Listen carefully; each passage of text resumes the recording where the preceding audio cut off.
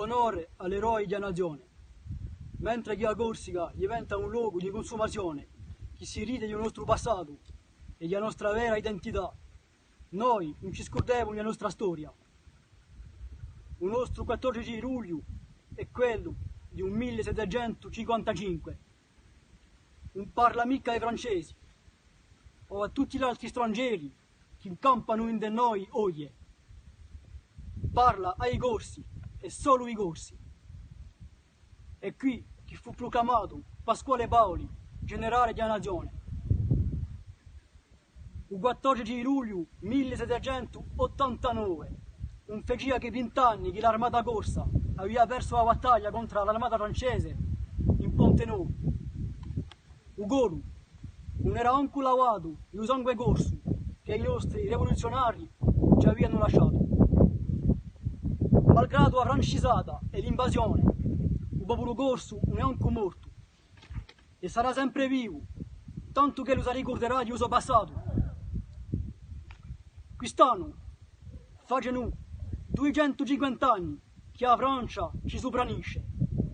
250 anni che noi siamo sbanditi.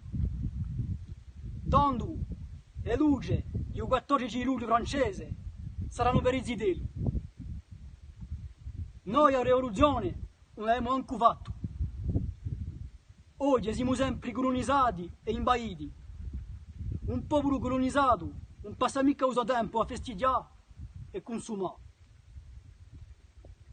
Benché tutto si negua a Caderno, un convento della Casa Bianca è un luogo sacro per i corsi che non accettano di smarrisce ed essere impiazzati.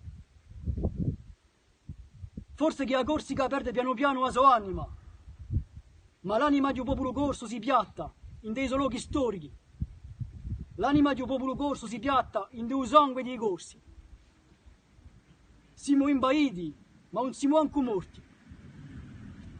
Oggi, in memoria di quelli corsi che hanno lottato, facciamo la promessa di stare vivi e rammentare la verità, tanto che lui fermerà un soffio di vita. Rammenteremo sempre ciò che noi siamo.